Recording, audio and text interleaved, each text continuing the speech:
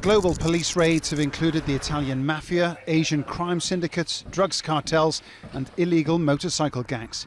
More than 800 arrests in 16 different countries. The criminal gangs thought that their communications were encrypted and secure.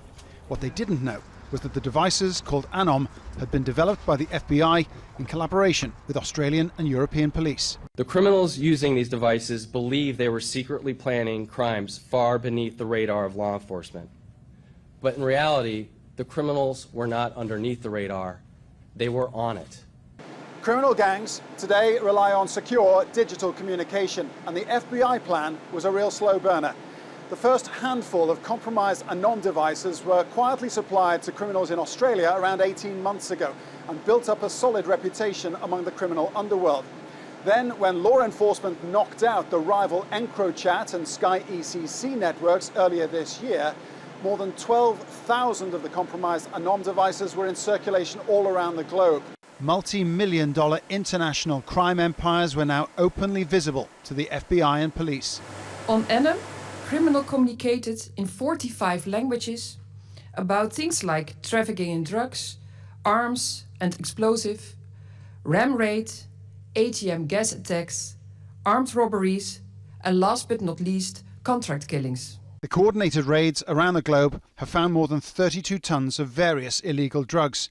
Hundreds of firearms and weapons have been recovered, and nearly $150 million in cash and cryptocurrency has been seized.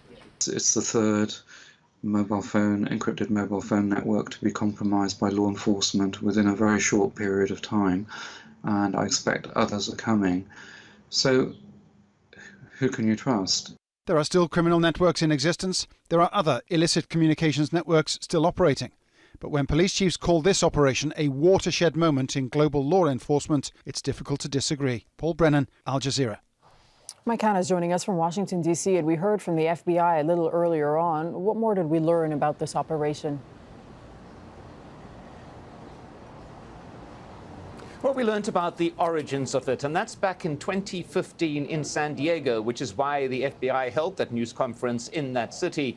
Then there were arrests made of manufacturers of an online application that was being used by criminals with the knowledge of those who designed it. Those executives of the company that did that were arrested. And then in subsequent months, a number of other similar companies were closed down, and the FBI, together with Australian police, realized that there was a vacuum in the market, and hence they developed this app called ANOM, which was first applied in Australia. This would appear to be because of privacy concerns and because US law enforcement had to get all the warrants in place to be able to carry out what is essentially surveillance on these criminal entities or alleged criminal entities. So it began in Australia, ran out as a test then, and it was one single alleged criminal who was given the first device. He had lived in Australia at the time, then moved subsequently to Turkey. But over subsequent months, that device or the application was provided to more and more criminal organizations until it reached about 12,000 individuals working for some 300 criminal syndicates. So this was a massive, slow operation, and the only reason it would appear to have come to light now is because one of the search warrants ended. So the paper was revealed in court. Clearly, the FBI and other law enforcement agencies concerned now that the criminals would know about this particular sting, and hence, around the world, the facts have now been made public.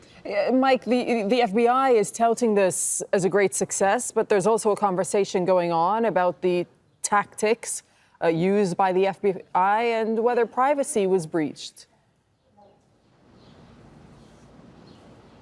Well, certainly it is, as the FBI says, probably the greatest criminal sting operation in living memory. But there are those issues of privacy that defendants are likely to be going into.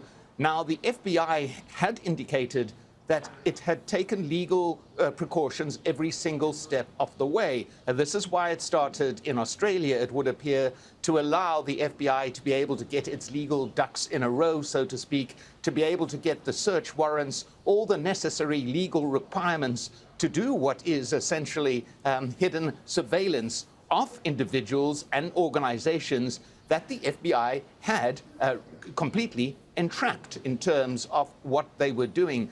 So there will be discussion, no doubt. It will come before the courts when the defendants appear before the courts. We do know as well that a grand jury has been impaneled within the United States. 18 individuals will appeal before that grand jury.